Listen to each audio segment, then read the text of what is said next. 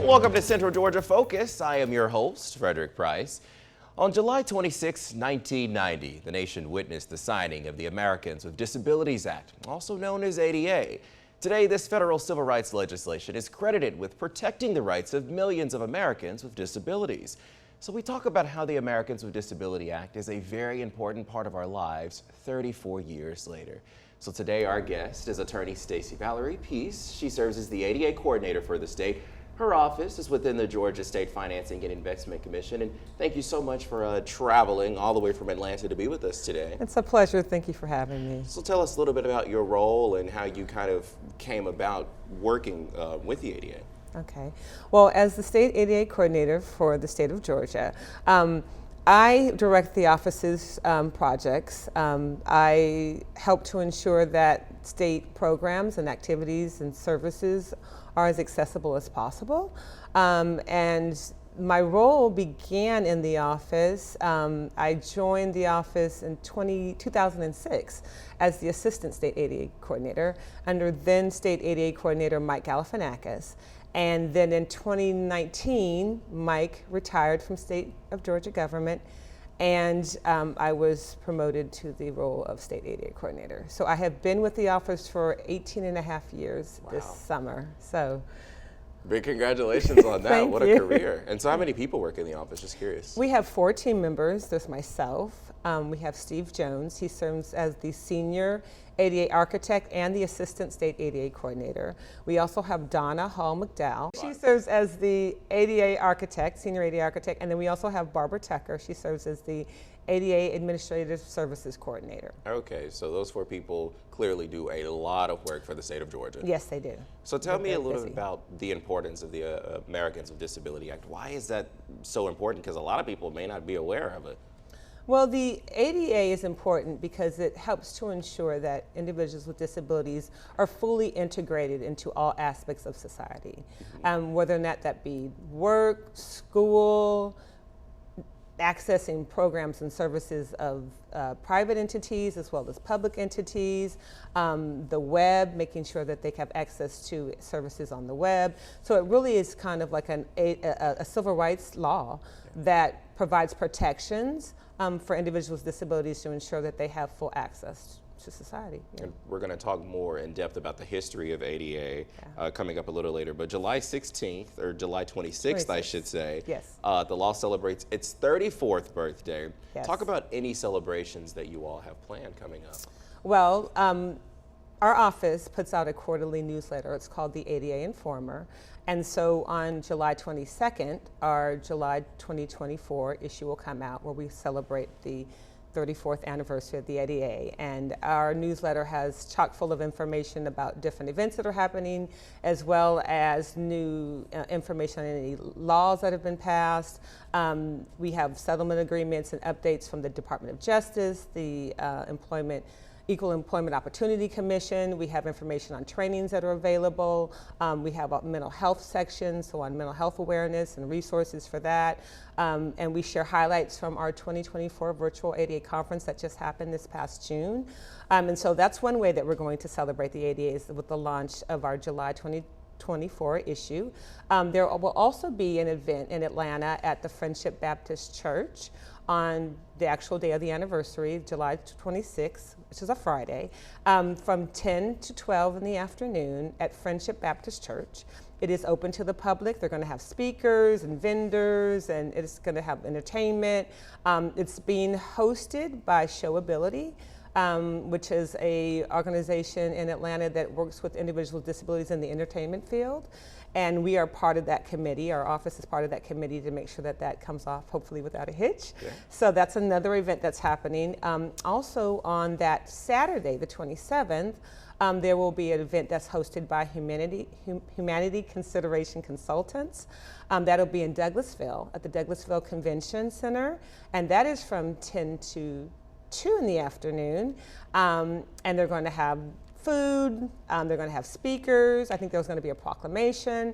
And so if people are interested in joining that event, they would need to visit the Humanity Consideration Consultants website, and that way they can find more about registering. Both the Humanity Consideration Consultants event and the Showability event have a registration process. So if you could go to their websites and register that way. It sounds like it's going to be a big old party. It's going to be. So. Yes, yes. We also have information that's being shared on the web via the ADA networks. Okay. If you Google adaanniversary.org, each year they celebrate the anniversary of the ADA, and there's a lot of different information about how you can share things via social media and different things that are happening virtually online. Well, happy 34th Thank on the 26th of this month. Thank you. Let's talk about some of the service that Georgia's ADA office offers for people who need them. Okay. Well, our primary focus is to work with state of Georgia agencies. We provide a lot of training to our agency partners on the mandates of the Americans with Disabilities Act, primarily focused on Title I of the ADA, which is employment, and Title II, which speaks to state and local government entities and their requirements. So a big part of what we do is we train our state of Georgia partners on what the mandates are and how to provide the best services to individuals with disabilities. We also provide resources to not only our state partners, but to anybody that may contact our office, whether it be somebody with a disability, maybe an advocacy group, whether or not it's local government entities that may need assistance. So we provide a lot of resources as well as technical guidance on the mandates of the ADA. We get a lot of questions about what certain requirements are, so we answer a lot of questions about that as well. We put on, as I said, put on a virtual conference every year. This year we had one that ran from June 4th to June 6th. It was 3 days. It was virtual, so we opened it up to anybody in the nation that may be interested. It's focused towards individuals who are working professionally in the ADA, whether it be an HR manager, ADA coordinators, folks who do facility access, people in higher ed. We have individuals who in the legal world that may have questions about the ADA. We have speakers that come from the EEOC in Washington, D.C., from the Department of Justice, from the Job Accommodation Network. We have some really high-powered speakers that come every year. And so it's free. And it's virtual, and so we'll be having another one in 2025. And so, come to our website and subscribe to our newsletter, and you can find out more about the upcoming conference, which will be next year around the same time. Okay, and you mentioned some resources that your office offers too. Can you kind of go into detail if somebody, were reaching out to you and say, hey, we need help, what do those resources kind of look like? It can run the gamut from how do I file a complaint regarding the ADA? Say my employer discriminated against me, or I feel like my employer discriminated against me on the basis of my disability. What do I do? Who do I contact? How do I do that?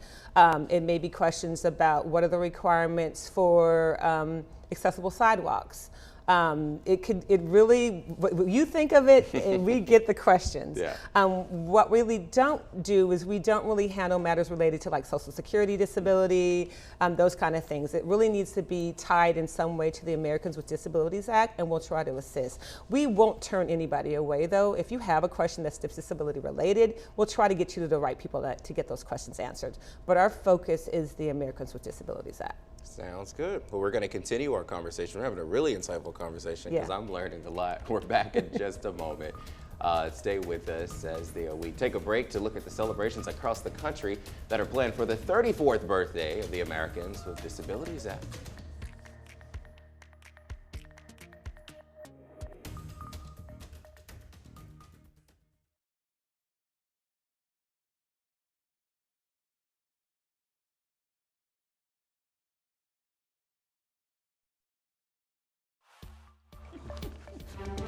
Welcome back to Central Georgia Focus. On July 26th, the nation celebrates 34 years of the historic ADA legislation prohibiting discrimination against people with disabilities. This includes fairness in several areas like employment, transportation, and public accommodations. Now, we're still here with attorney Stacey Valerie, and we were talking a little bit about how people can report ADA violations. I guess, can they report these violations to your office? How do they go about doing that? Well, our office is not an enforcement entity, so they cannot report them to us. The ADA, as I said previously, is a civil rights statute. It's a federal civil rights statute. So there are federal agencies that they would need to report any kind of violations to, depending on the nature of the violation. So if it was an employment-related violation, they would report that violation to the Equal Employment Opportunity Commission. If it was something regarding state and local governments or maybe a private entity, then they can report that to the U.S. Department of Justice. So it really depends on the nature of the concern as to how they would go about reporting that violation. Okay, and let's talk about some of the recent federal ADA regulations. Okay. Well, most recently, and this is something that our office is very excited about, there's a new federal rule regarding the accessibility of websites and mobile apps provided by state and local government agencies. So as we all know, back in 1990, there was no World Wide Web. So it didn't really take into consideration that one day we would have this tool that we all use day to day in order to access information, to sign up for programs, to buy tickets, whatever it may be. So the regulations kind of had to catch up to where we are in terms of our technology.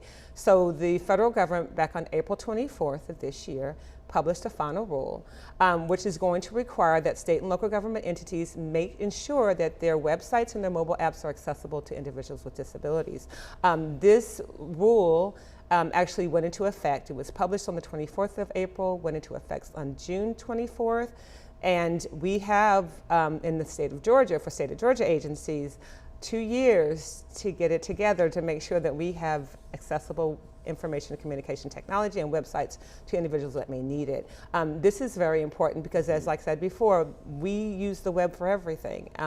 A lot of local government and state agencies provide their services and applications and via the web. And so for, say, somebody who has a visual disability may use what we call a screen reader, which is software that will go into the website and can kind of read out to them what the website has on it, because they can't visually see it, but the screen reader software will read that to them.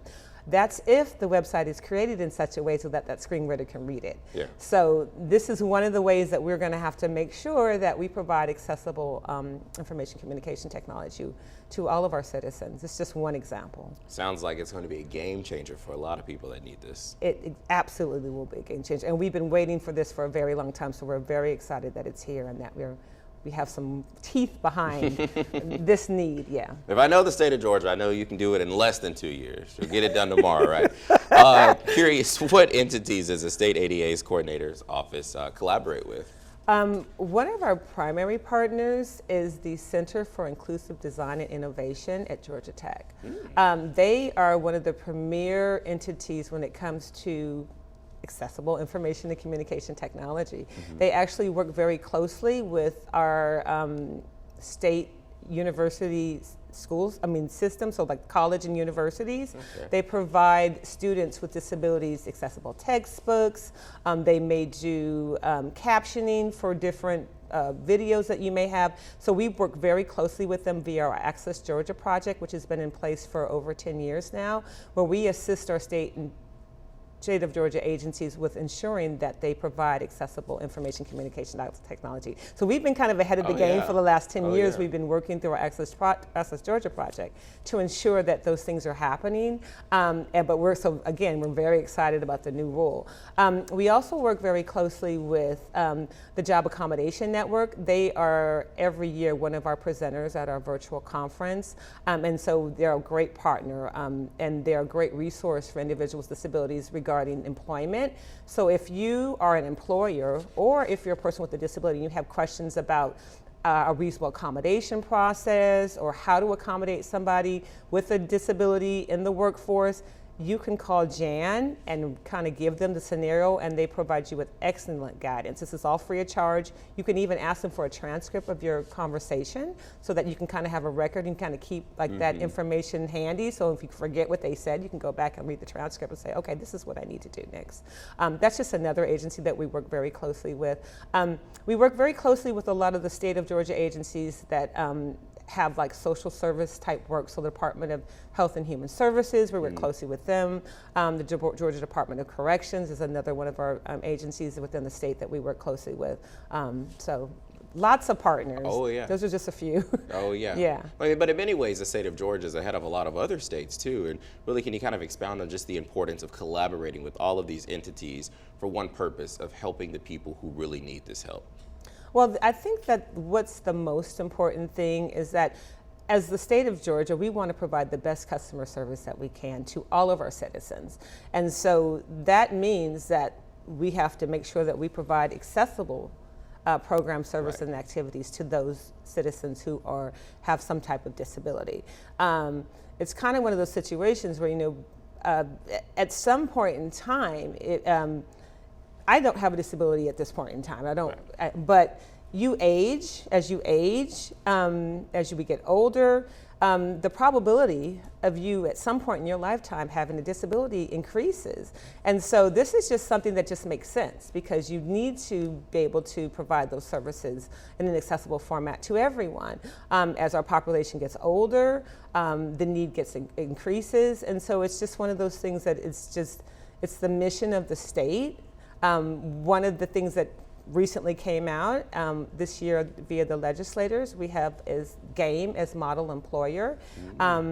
It is a new legislation that was just signed by the governor back in May, and it's going to assist state agencies with the recruitment, hiring and retention of individuals with disabilities in the state workforce.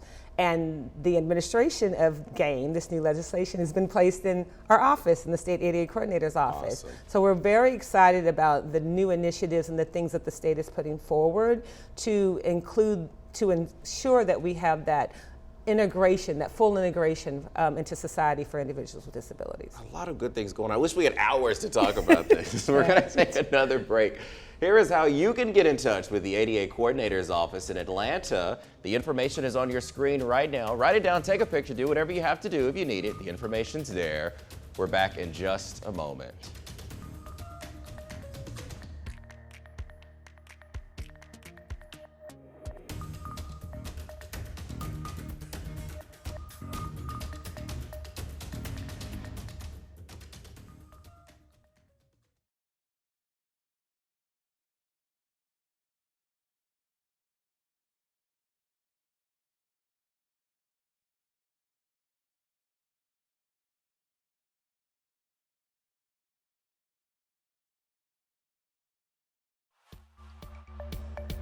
Welcome back to Central Georgia Focus. So let's talk about the resources offered by Georgia's ADA.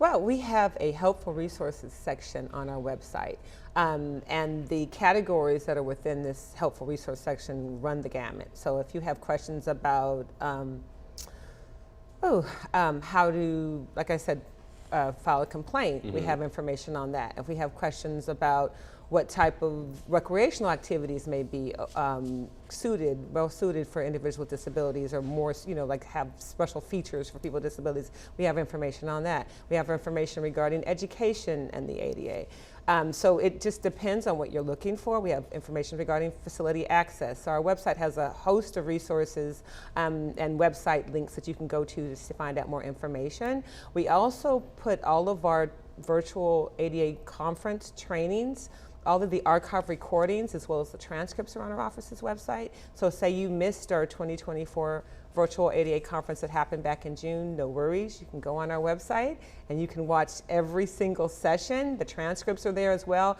as the accessible PDF if you wanted to print out and have a copy of the actual PowerPoint presentations that the presenters have provided.